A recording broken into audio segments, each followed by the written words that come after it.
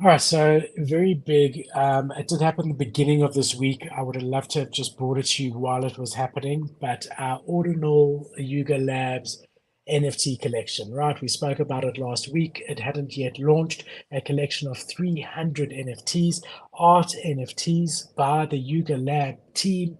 On Bitcoin, the week before, we spoke about ordinals in detail. If you haven't seen it, I did make a standalone video on exactly what Bitcoin ordinals are. So Yuga Labs jumped on that train and they created a 300 collection. They raised $16.5 million off these 300 NFTs, showing you that Yuga is not just about bored apes, mutant apes, CryptoPunks, Meebits, other side land, keys coming out of monkeys' asses and sewer passes. They are also an art project, and they not just on Ethereum, they are also on Bitcoin. And anything they do, they can do well. And look, I mean, I think this is just incredible. To think that they could raise this, Bitcoin ordinals came a thing 2, 3 weeks ago. They could, on a dime, come up with a collection, launch it, and literally within 2 weeks raise $16.5 million off 300 NFTs is just incredible. Uh, yeah, some crazy shit, dude. It's goddamn. I just like every time this happens, I'm like, I want to root for them, and like I'm like glad that it's happening. I just like, okay, you know The what? thing We is, really do if need. you're I in the really do need to NFT start giving them space, respect. I need to give them more if respect yeah, because they helped us in the that's beginning. that's it. If you're in the NFT space, whether you like Yuga or not, you have to feature Yuga because they are the space. They make up 40% of the entire NFT space between all their collections.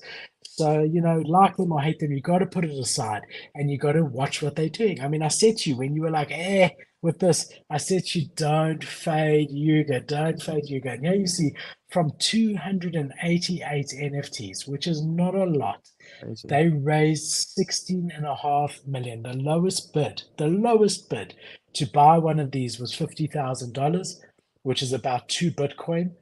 At the time was about 2 Bitcoin, and the highest bid was $160,000. Now they did it in an interesting way.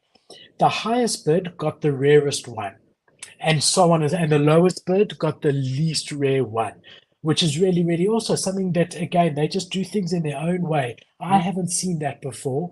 Usually they do a fair Dutch auction where, whatever the lowest bid is, everyone gets refunded and everyone gets that at that price, or the highest bid, whatever it may be. But yeah, if you paid 160,000, you won the most rare one.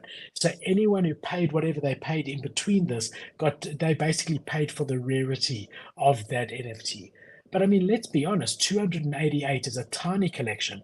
It is an official Yuga collection, and it is the first official Yuga collection on Bitcoin as an ordinal. So there's definitely historical value, from that perspective for sure.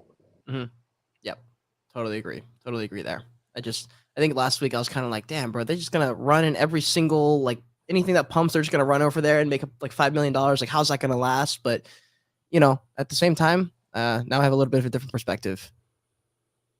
Yeah, I mean, they didn't do an open edition, right? True, true, true. I guess they didn't need to. They've already Yet, got a hundred yet. thousand NFTs in the other deeds, so Yeah, yeah.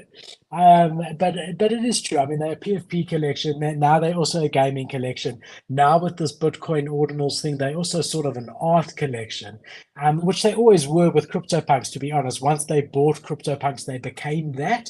Um, but yeah, I mean, it just shows you that they do have their finger on the pulse and they are able to make waves. I mean, yeah, I just think it's incredible to think that they raised that amount of money in literally something that, 2 weeks ago was a Bitcoin ordinals wasn't even a thing, you know. mhm.